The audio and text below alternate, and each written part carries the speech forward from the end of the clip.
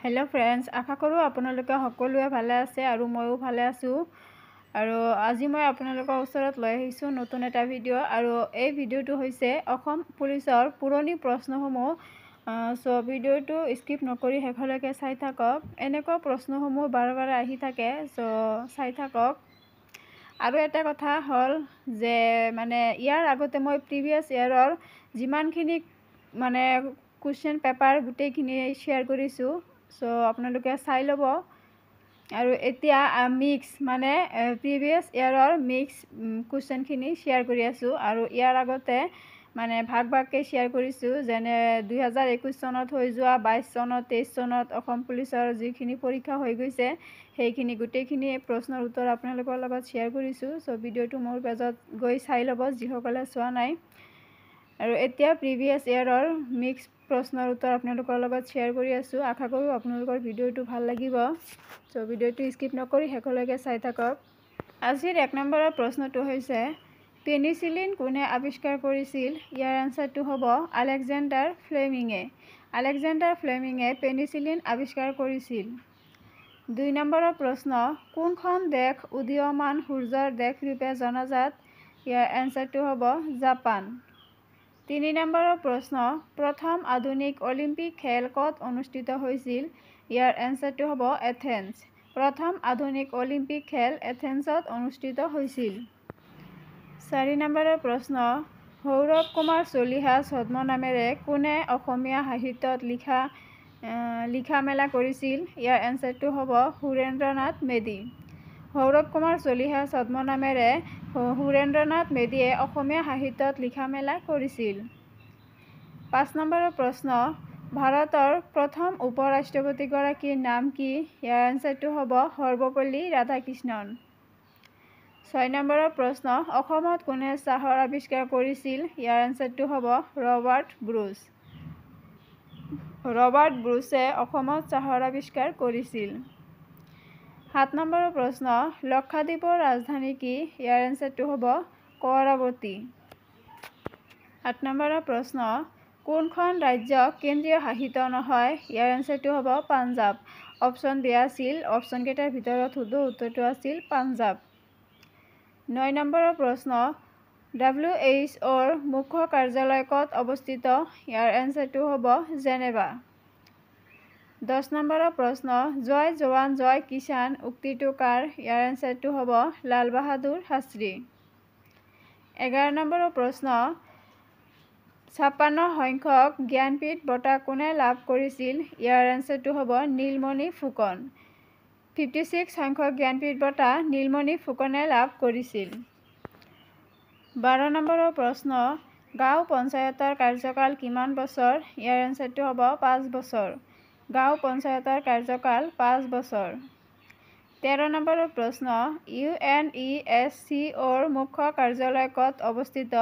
ইউনেস্কোৰ মুখ্য কাৰ্যালয় পেৰিছত অৱস্থিত।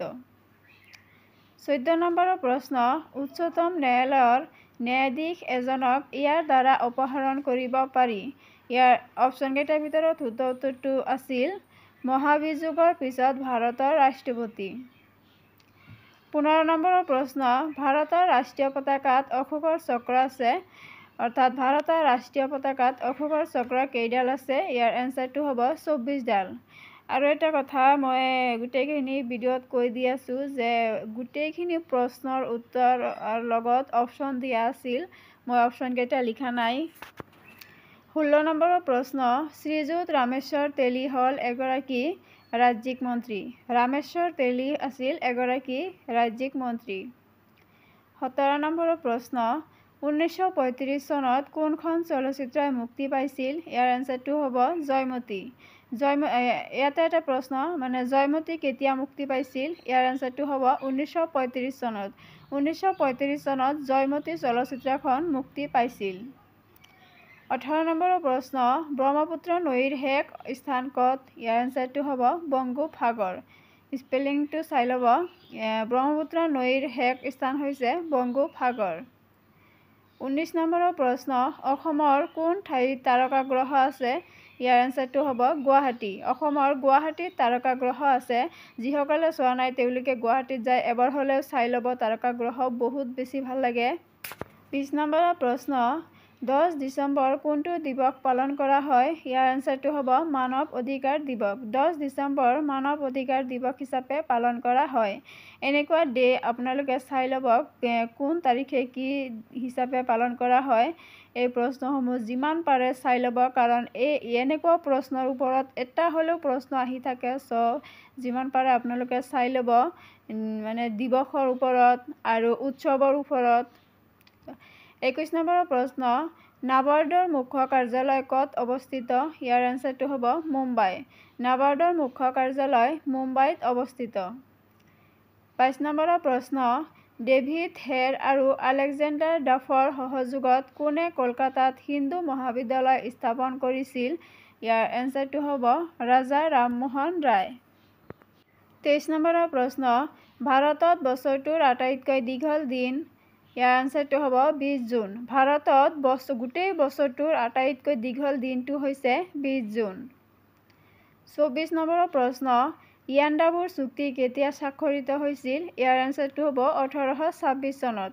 1826 চনত ইয়াণ্ডাবুৰ চুক্তি স্বাক্ষৰিত হৈছিল। 25 নম্বৰৰ প্ৰশ্ন, অসমৰ পৰা লোকসভাত কিমানটা সমষ্টি আছে? ইয়াৰ এনচাৰটো হ'ব 14টা। অসমৰ পৰা লোকসভাত 14টা সমষ্টি আছে। 26 নম্বৰৰ প্ৰশ্ন, কোনটো গ্ৰহক উৰণি লোৱা গ্ৰহ বুলিও কোৱা হয়? ইয়াৰ এনচাৰটো হ'ব শুক্ৰ গ্ৰহ। শুক্ৰ গ্ৰহক উৰণি লোৱা গ্ৰহ বুলিও কোৱা হয়। গ্ৰহৰ সম্পৰ্কে যিমান প্ৰশ্ন আছে আপোনালোকে ভালদৰে চাই ল'ব, কাৰণ গ্ৰহৰ ওপৰত যিকোনো এটা প্ৰশ্ন আহি থাকে। ফ্ৰেণ্ডছ, আজিৰ প্ৰশ্নৰ উত্তৰ এইখিনি আছিল। আৰু কেনেকুৱা পালে ভিডিঅ'টো কমেণ্ট কৰি জনাব। আৰু যিসকলে মোৰ চেনেলটো ছাবস্ক্ৰাইব কৰা নাই তেওঁলোকে ছাবস্ক্ৰাইব কৰি দিব, আৰু লগতে লাইক কমেণ্ট শ্বেয়াৰ এটা কৰি দিব, যাতে মই উৎসাহিত হৈ আপোনালোকৰ কাৰণে ডেইলি ভিডিঅ' আৰু অহাকালিৰ বাবে আপোনালোকৰ সকলোকে মোৰ তৰফৰ পৰা হেপী ঈদ মুবাৰক। আশা কৰোঁ সকলোৰে যাতে ঈদটো ভালে ভালে পাৰ হয়। আজিৰ কাৰণে ভিডিঅ'টো এইখিনিয়ে আছিল।